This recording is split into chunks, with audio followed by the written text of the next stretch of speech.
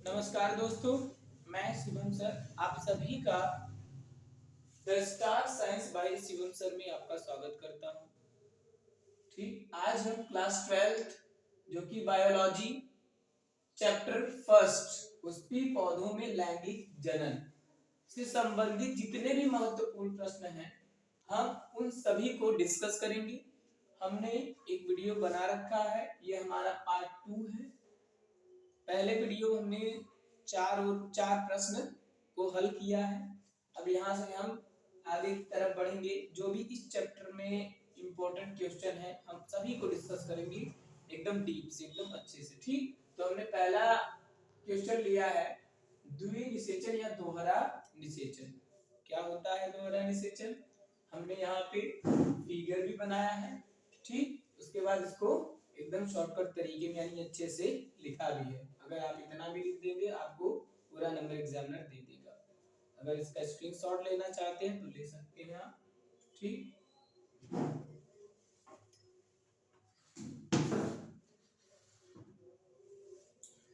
तो चलिए अब हम इन सभी को एकदम अच्छे से समझते हैं कि ये क्या चीज है। देखिए हमने यहाँ पे एक डायग्राम बनाया आवृत बीजी का। उसमें देखो ये जब बीजांड बन जाता है, परिपक्व हो जाता है, तो परागकण यहाँ पे बैठते हैं और परागकण यहाँ पे बैठने के बाद जो पराग नलिका है ना उसका निर्माण करते हैं। पराग नलिका का निर्माण करते हैं और ये बीजांड में प्रवेश करता है। और जैसे ही बीजांड में प्रवेश करता है तो ये जो दोनों नर युग्मक हैं, एक बड़ा होता है एक छोटा। बड़ी वाली क्या कहते हैं? वर्धी या सहायक कोशिका, और छोटी वाली को जनन कोशिका कहते हैं। तो ये जो छोटी वाली जनन कोशिका है ना, यही जाती है वर्धी कोशिका, एक तरीके से इसको रास्ता दिखाने का काम करती है। आगे चलकर ये नष्ट हो जाती है। फिर ये जो जनन कोशिका बचती है, यहाँ पर पहुंचने के बाद ये क्या करती है? अर्धसूत्री विभाजन करती है और अर्धसूत्री विभाजन करके एक से कितनी बन जाती है? 2। और दोनों कोशिकाएं बीजांड यानी भ्रूण कोश के अंदर प्रवेश कर जाती है। जैसे ही भ्रूण कोश के अंदर ये प्रवेश करी तो एक नर युग्मक किससे मिलता है? अंड कोशिका के साथ मिलता है, यानी इससे। यहाँ पे है ना अंड कोशिका, ये जो है ये किसको लिखे हम यहाँ पे? अंड कोशिका, यानी अंड कोशिका के साथ मिलता है। तो यहाँ पे क्या होता है? द्विसंलयन होता है। तो ये क्या बनाता है? युग्मनज बनाता है। इसे क्या कहते हैं? इसे सत्य निषेचन कहते हैं। यानी जो प्रथम नर युग्मक होता है वो किससे मिलता है? अंड कोशिका से जब मिलता है तो क्या बनता है? युग्मनज बनता है। ठीक, और जो एक नर युग्मक अभी यहाँ पे बचा है ये किसके साथ संयोजन होता है? यहाँ पे, यानी केंद्रीय ध्रुवीय कोशिका के साथ संयोजन होता है। आपको दिख रहा होगा यहाँ पे 2 कोशिकाएं हैं, तो हमने लिखा भी है। यानी जो द्वितीयक नर युग्मक है त्रिसंवेकन में, द्वितीयक नर युग्मक यानी कौन? ये दूसरा नर युग्मक। और जो द्वितीय केंद्रक है, द्वितीय केंद्रक यानी ये वाला, इसके साथ जब ये संयुग्मन होता है यानी मिलता है इसके साथ, तो क्या बनाता है? प्राथमिक भ्रूण कोश केंद्रक, यानी PEN। इसको कहते हैं प्राइमरी एंडोस्पर्म न्यूक्लियस। ठीक, या सॉरी प्राइमरी एम्ब्रियो न्यूक्लियस कहते हैं। समझ गए बात को? ठीक, primary embryo nucleus Hindi English में, और हिंदी में कहते हैं प्राथमिक भ्रूण कोश केंद्रक। ठीक, तो आई होप इतना समझे होंगे आप लोग। तो हमने यहाँ पे डायग्राम बनाया है, सभी का नामकरण भी किया है। हमने अगले वीडियो में भी आपको बीजांड के बारे में अच्छे से बताया है, एक्सप्लेन करके उसका फिगर बनाया, उसका नामकरण किया है हमने, फिर भी यहाँ पे दोबारा कर दिया है। ठीक, तो हमको लगता है कि आप समझ गए होंगे। हम इसके माध्यम से समझते हैं कि इसमें और भी क्या क्या चीजें हैं। ठीक, समझ गए? तो यहाँ पे देखो दोहरा निषेचन और द्विनिषेचन अगर पूछ ले एग्जाम में तो कैसे लिखोगे इसको? इसकी खोज क्या की थी? SG नवासीन ने किया था। इसकी खोज किसने किया था? SG नवासीन ने 1898 ईस्वी में फ्रिटिलेरिया एवं लिलियम के पौधे पर किया था। हमने उसको नहीं लिखा है, ठीक, शॉर्टकट तरीके में लिखना है। तो उन्होंने किस पौधे पर किया था? फ्रिटिलेरिया और लिलियम के पौधे पर किया था। ठीक, द्विनिषेचन जो होता है आवृत बीजी पौधे का, द्विनिषेचन आवृत बीजी पौधे का क्या होता है? एक विशिष्ट लक्षण होता है, जिसमें क्या करती है? जब पराग नलिका के शीर्ष के विघटन के बाद, यानी जब पराग नलिका ये वहां बन गई, पराग नलिका यहाँ पे बन गई पूरा, अब इसके विघटन के बाद, यानी जब ये पराग नलिका बीजांड में प्रवेश कर गई तब की बात कर रहा है। विघटन के बाद दोनों नर युग्मक किसमें आ गए? भ्रूण कोश के अंदर आ गए ना। दोनों नर युग्मक युग्मक कहाँ गए, भ्रूण कोश के अंदर आ गए, ठीक, यानी भ्रूण कोश में आ जाते हैं। इनमें से एक नर युग्मक अंड कोशिका से संयोजित होकर क्या बनाता है, द्विगुणित संरचना बनाता है, जो आगे चल के क्या बनाता है, युग्मनज का निर्माण करता है। यहाँ पे लिखा है ना, यानी जो एक नर युग्मक है किससे मिलता है, अंड कोशिका से मिलता है, और क्या बनाता है, ये युग्मनज बनाता है, और युग्मनज ग्रोथ करके आगे पता ही आपको क्या बनाता है, भ्रूण बनाता है, ठीक।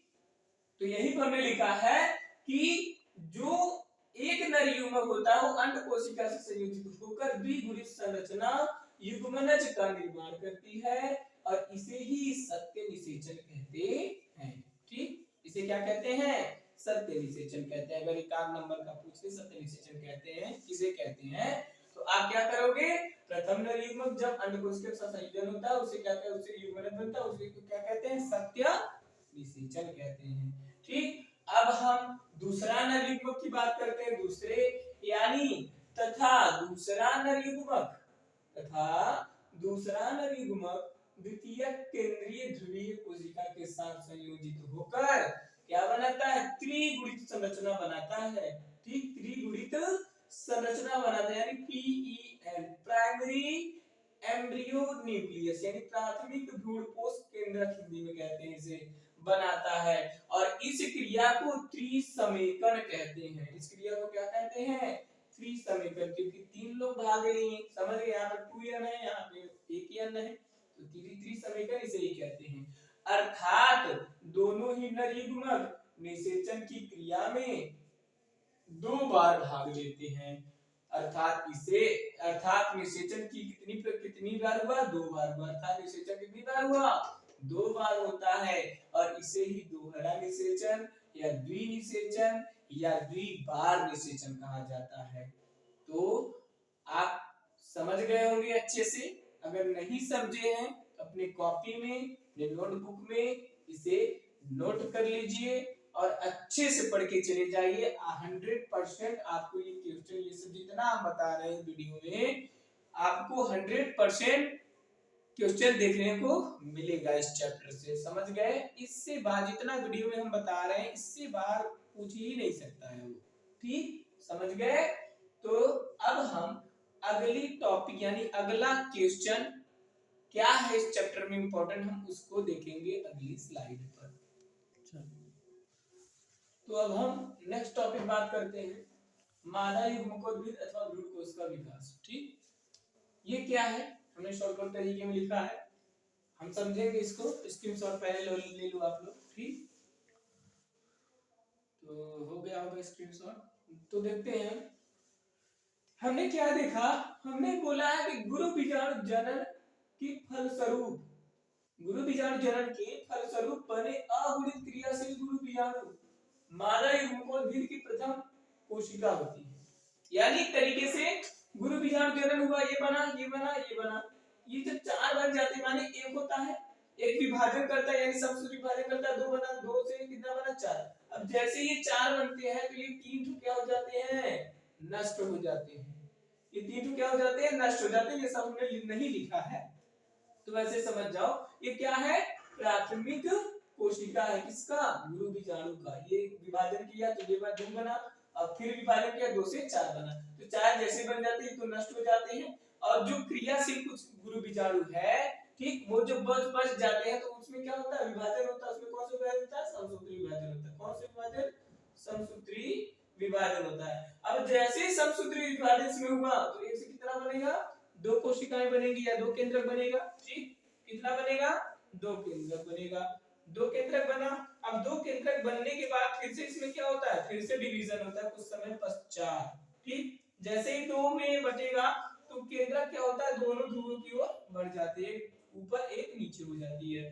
फिर इसमें क्या होगा, फिर से समसूत्री विभाजन होगा, फिर से क्या होगा, समसूत्री विभाजन, ठीक। जब समसूत्री विभाजन होगा कितना बनेगा, 4 बनेगा।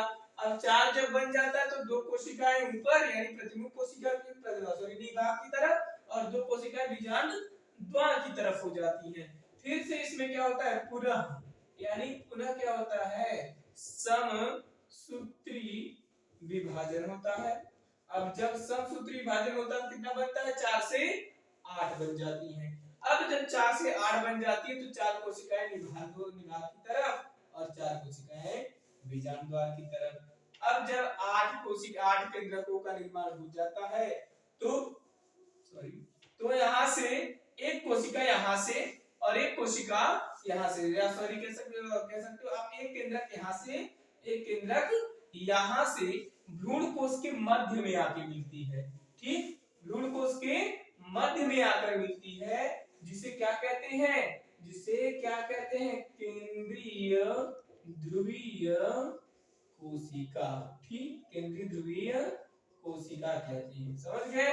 और जो 3 तो कोशिकाएं ऊपर होती है क्या कहते हैं, इन्हें एंटीपोडल सेल कहते हैं, यानी प्रतिमुख कोशिका। ठीक, प्रतिमुख कोशिका कहते हैं। और जो 3 कोशिकाएं नीचे हैं, इनमें जो दो बगल बगल की कोशिका, इन्हें क्या कहेंगे, सहायक कोशिका। ठीक, सहायक कोशिका, और बीच वाली को अंड कोशिका कहते हैं। समझ गए? तो ये प्रक्रिया ऐसे ही होती है। एग्जाम में अगर पूछे तो आपको ये फिगर बनाना पड़ेगा, तभी पूरा नंबर मिलेगा आपको। ठीक, खैर यहाँ पे हमने परिभाषा के माध्यम से समझते हैं हम लोग। ठीक, गुरु बीजाणु जनन के फलस्वरूप बने अगुणित क्रियाशील गुरु बीजाणु मादा युग्मकोद्भिद की प्रथम कोशिका होती है। ठीक, समझ गए? अब यही गुरु बीजाणु जो प्राथमिक कोशिका होती है, ठीक, तो यह गुरु बीजाणु वृद्धि कर बीजांड काय का अधिकांश भाग क्या कर लेता है, घेर लेता है। यानी जो हमने बीजांड बताया था ना, ठीक, तो उसमें घेर लेता है। जैसे क्या, जो बीजांड का फिगर हम बनाए थे, ठीक, बीजांड का फिगर बनाया तो यहाँ पे बीजांड का था द्रव्यमान, तो ये क्या करता है, जैसे ही गुरु बीजाणु कोशिका जो है वो वृद्धि करती तो बीजांड काय का अधिकांश भाग घेर लेता है। तो वही तो कह रहा है। ठीक, यानी यह गुरु बीजाणु वृद्धि करके बीजांड काय का अधिकांश भाग घेर लेता है।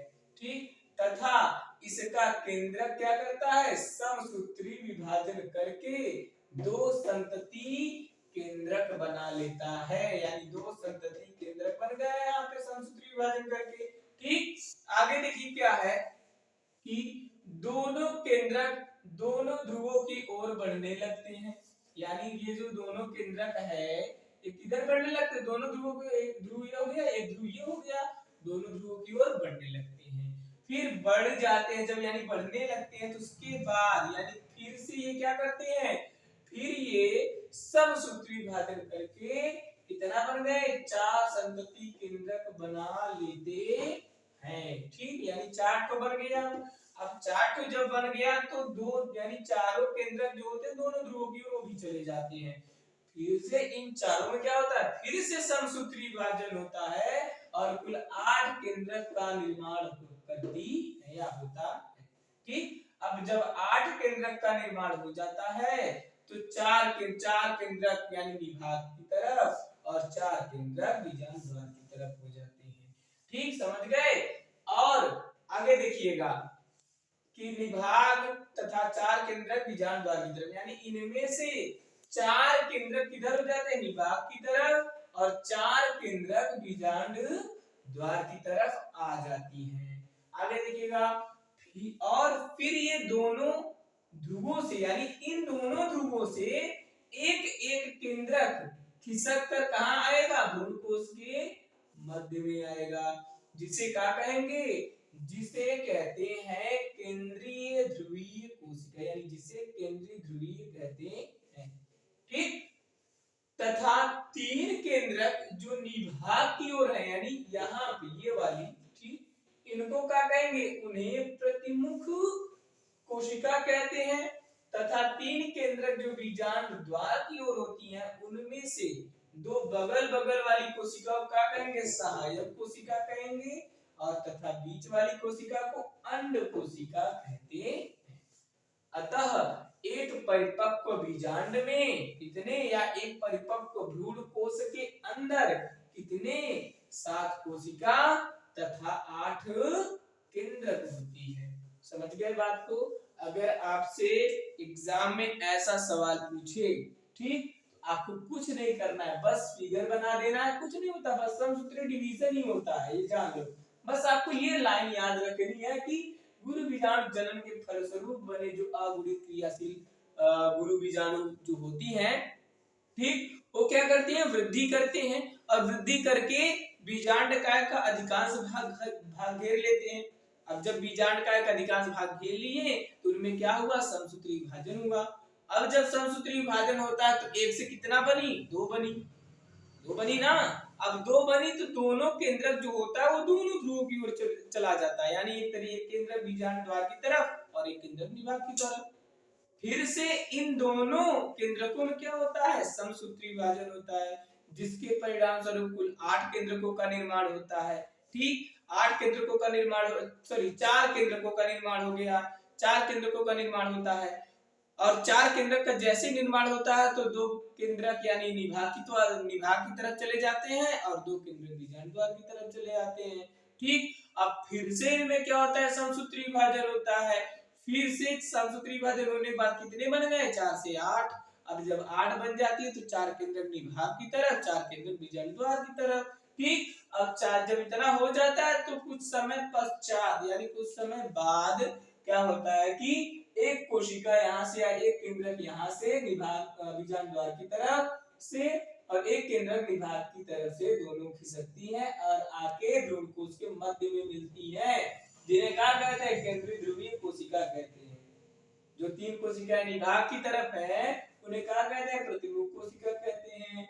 जो बीजांड द्वार की तरफ 3 है तो 2 बगल बगल वाली को, बीच वाली छोड़ के 2 बगल बगल वाली सहायक कोशिका कहते हैं और बीच वाले को अंड कोशिका कहते हैं। और यही क्या है, मादा भ्रूणकोश का विकास। बहुत ज्यादा इंपॉर्टेंट ये क्वेश्चन है आपके बोर्ड एग्जाम के लिए। ठीक, इसको अच्छे से तैयारी कर लीजिए आप लोग अपने से। ठीक, बार नहीं समझ में आ रहा है, बार बार वीडियो देखो, बार बार रिवीजन करो, अच्छे से कॉपी पे लिखो। ठीक, क्योंकि ये बहुत ही इंपॉर्टेंट क्वेश्चन है आपके एग्जाम के लिए। ठीक, खैर अगला हम टॉपिक देखते हैं या अगला क्वेश्चन देखते हैं अगली स्लाइड पर। ठीक, तो अब हम नेक्स्ट क्वेश्चन लेते हैं, यानी क्वेश्चन नंबर 3 है ना, क्वेश्चन नंबर 3, क्वेश्चन नंबर 3 है। ठीक, बीजांड का परिवर्धन अथवा गुरु बीजाणु जनन पर टिप्पणी लिखिए, या गुरु बीजाणु जनन क्या होता है विस्तार से समझाइए। ठीक, कुछ भी पूछे ऐसे गुरु बीजाणु जनन से संबंधित। ठीक, तो आपको बस इतना ही लिखना है, कुछ ज्यादा नहीं लिखना है, बस इतना है। ठीक, समझ गए बात को। तो देखिएगा क्या है, गुरु बीजाणु जनन या बीजांड का परिवर्धन कैसे होता है, बीजांड का निर्माण एक तरीके से कैसे होता है, यानी एक तरीके से हम बोल रहे हैं कि इसका निर्माण कैसे होता है, जो ये बनाए थे। ठीक, जो ये हम बनाए थे फिगर, इसका निर्माण कैसे होता है, यही अब इसमें चर्चा करेंगे, देखेंगे बस। ठीक, छोटा सा है। बीजांड तथा भ्रूणकोश के परिवर्धन की क्रिया को क्या कहते हैं, गुरु बीजाणु जनन कहते हैं। इतना क्लियर हुआ, यानी बीजांड यानी ये हो गया।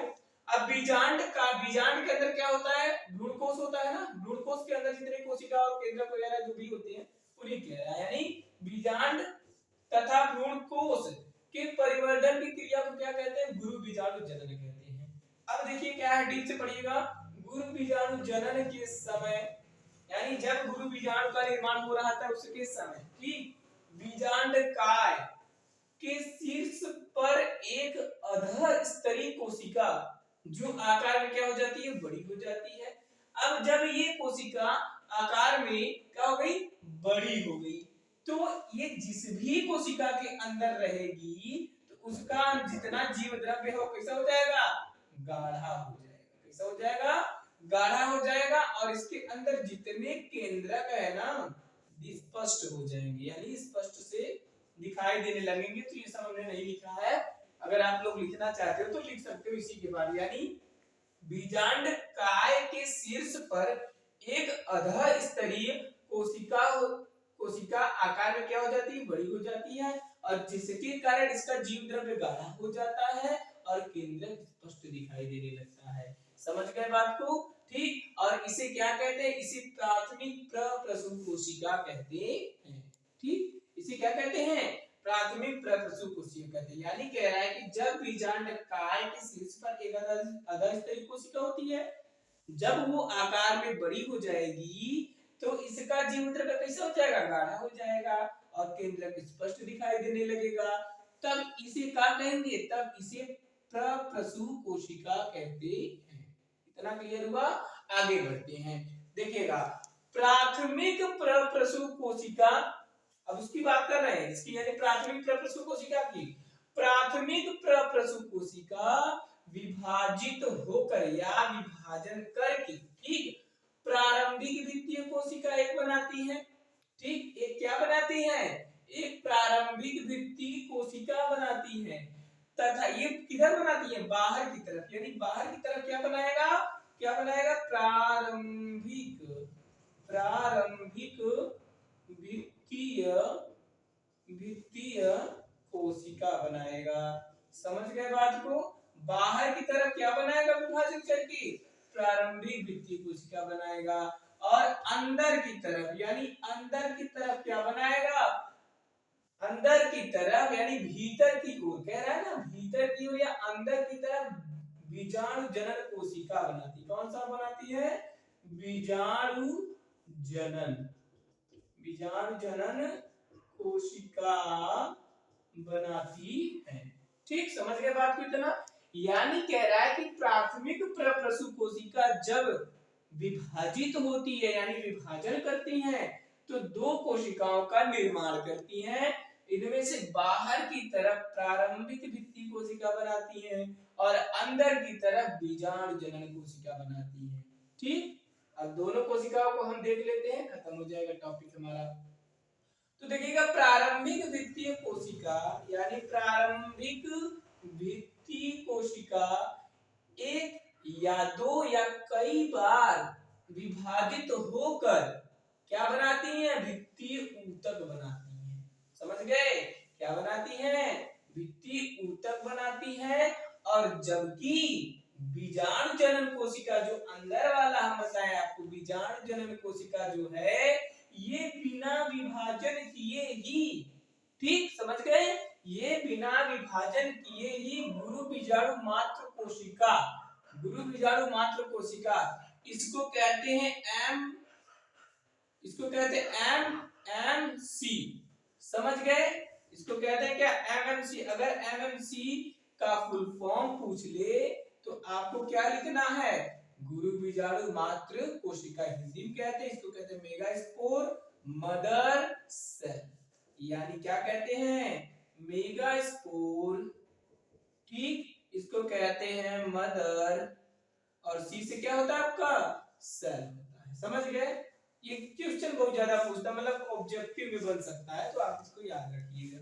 समझ गए, ठीक। तो ये क्या कि जो प्रारंभिक द्वितीय कोशिका है ये एक या दो या कई बार विभाजित होकर द्वितीय ऊतक बनाती है, और जबकि जो बीजाणु जनन कोशिका होती है ये बिना विभाजन किए ही गुरु बीजाणु मात्र कोशिका या एमएमसी की तरह कार्य करने लगती है। ठीक, अब गुरु बीजाणु मात्र कोशिका यानी एमएमसी जो है वो क्या करता है, अर्धसूत्री विभाजन करती है, और अर्धसूत्री विभाजन द्वारा विभाजित होकर 4 अगुणित गुरु बीजाणु बनाती है। क्या बनाई, 4 बनाई। ठीक, समझ गए, 4 बनाई, और इनमें से जो 3 होते हैं ना आगे चल के नष्ट हो जाते, केवल एक ही क्या रह जाता है, सक्रिय रह पाता है, यानी जो किधर होता है, निभाग की तरफ। समझ गए, जो निभाग की तरफ होता है वही क्या रहता है, सक्रिय रहता है। ठीक, समझ गए बात को। यहाँ पे लिखे भी हैं हम कि गुरु बीजाणु मात्र कोशिका अर्धसूत्री विभाजन द्वारा विभाजित होकर, ठीक, 4 अगुणित गुरु बीजाणु बनाती हैं।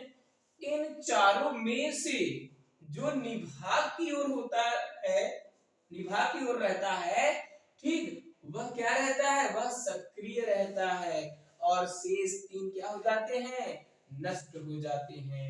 तथा सक्रिय गुरु बीजाणु जनन जो कोशिका बचा है वही आगे चल के क्या, वही बच पाता है ना, तो वही आगे चल के मादा युग्म को द्विध में परिवर्तित हो जाता है, जो मादा युग्मक का निर्माण करता है। समझ गए बात को।